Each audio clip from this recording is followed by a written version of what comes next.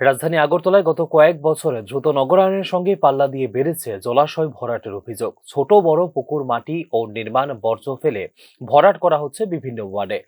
প্রশাসনিক নজরদারির ঘাটতি এবং আইনি প্রয়োগে শৈথিল্যের সুযোগে এই প্রবণতা বেড়েছে বলে মনে করছেন পরিবেশ বিজ্ঞানীরা। নগর পরিকল্পনাবিদদের মতে আবাসন ও বাণিজ্যিক প্রকল্পের চাহিদা দ্রুত বেড়েছে আগরতলায়। সীমিত খালি জমির বাজারে জলাশয় সংলগ্ন জমি তুলনামূলক সস্তা ও সহজলভ্য হওয়ায় প্রথম লক্ষ্যবস্তু হচ্ছে সেগুলোই। শহর ও উপকণ্ঠ মিলিয়ে একাধিক প্রাচীন পুকুর আংশিক বা সম্পূর্ণ ভরাট হয়েছে গত এক দশকে। যদিও সরকারি পূর্ণাঙ্গ তালিকা প্রকাশ্যে নেই, তবুও জোরদারে হচ্ছে ওয়ার্ড ভিত্তিক সমীক্ষার দাবি। পুকুরটা ছিল এখানে প্রায় এক কানির মতো পুকুরটা ছিল। দিন দিন যাবৎ দেখছে অল্প অল্প অল্প অল্প করে ভরতেছে। আমরা অনেক খোঁজ খবর নিয়েছি, যখন গাড়ির জায়গায় গাড়ি আসে কিন্তু লোক আসে না। রাত্রেবেলা ট্রিপার দিয়ে দিয়ে আস্তে আস্তে আস্তে আস্তে ভরাট করতেছে। এরপর এখন থেকে দেখছে বিল্ডিং উঠাইতেছে। অনেক খোঁজ খবর করছি, শুধু কাজের লোকটি পাওয়া যায়, হ্যাঁ, প্রকৃত মালিককে ওইটা পাওয়া যায় না। এরপরে যখন একটা ছাদ দিচ্ছে তখন কোথাও হচ্ছে দেখি যে প্রতিহিংসা তৈরি হয়েছে, দিন এখন দিন দোতলারও ছাদ দিতেছে।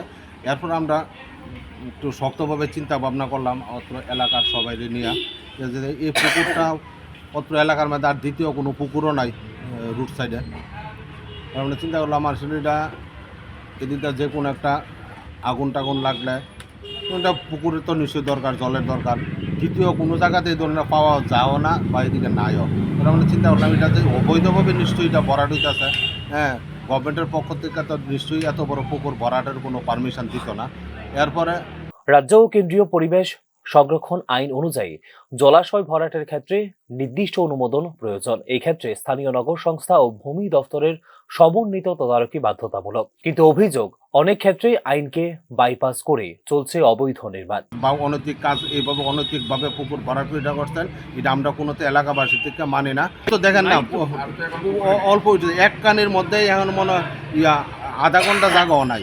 তাদের উদ্দেশ্য এইভাবে আস্তে আস্তে ভরাট করেছে, জায়গাটাও বিক্রি করে লাইছে। তাই না, মনে ওদের সঙ্গে একটা কন্ট্যাক্টে আছে, ভরাট করে তারারও বাস্তু করে দেব। হ্যাঁ, এই ধরনের কিছু আমার কাছে অনেক খবর আইছে অত্র এলাকা থেকে। তবে দেখা যাক আজকে ছাদ ঢালাই। বিশেষজ্ঞদের মতে ডিটেকশন ড্রিভেন এনফোর্সমেন্ট পদ্ধতি কার্যকর নয়, বরং এই ক্ষেত্রে প্রয়োজন জিআইএস ভিত্তিক মানচিত্রায়ন ও রিয়েল টাইম মনিটরিং। শহরের প্রাকৃতিক ড্রেনেজ নেটওয়ার্ক গুরুত্বপূর্ণ রিটেনশন বেসিস হিসেবে কাজ করে পুকুর। বর্ষাকালে তাৎক্ষণিক প্লাবন ও দীর্ঘস্থায়ী জলাবদ্ধতা বাড়ে পুকুর ভরাট হলে। পরিবেশবিদদের মতে জলাশয় হারালে শহরের মাইক্রোক্লাইমেটেও প্রভাব পড়ে, যা দীর্ঘমেয়াদে বাড়াতে পারে জনস্বাস্থ্যের ঝুঁকি। প্রশাসন আনুষ্ঠানিকভাবে বেআইনি ভরাটের বিরুদ্ধে জিরো টলারেন্স নীতি নেওয়ার কথা জানালেও এই ক্ষেত্রে প্রশ্ন থেকেই যাচ্ছে এর বাস্তব প্রয়োগ নিয়ে। শহরের সব জলাশয়ের ডিজিটাল তালিকা ও ইউনিক আইডি প্রদান, স্যাটেলাইট ইমেজ ও ড্রোন জরিপের মাধ্যমে পর্যবেক্ষণ, অবৈধ জলাশয় ভরাটে জড়িতদের বিরুদ্ধে দৃষ্টান্তমূলক জরিমানা ও ফৌজদারি মামলা এখন সময়ের দাবি বলে মনে করছে পরিবেশবিদরা। বিশেষজ্ঞদের মতে পরিকল্পিত নগরায়ন ও পরিবেশ সংরক্ষণের মধ্যে ভারসাম্য রক্ষা না করলে আগরতলার মতো দ্রুত বর্ধনশীল শহরে বহুগুণে বাড়বে অবকাঠামোগত চাপ। সমন্বিত নগর নীতি, কঠোর নজরদারি ও নাগরিক সচেতনতা, এই তিনের সমন্বয়ে সম্ভব হবে কথিত স্মার্ট সিটির পরিবেশগত ভারসাম্য রক্ষা করা। Bureau report, news now.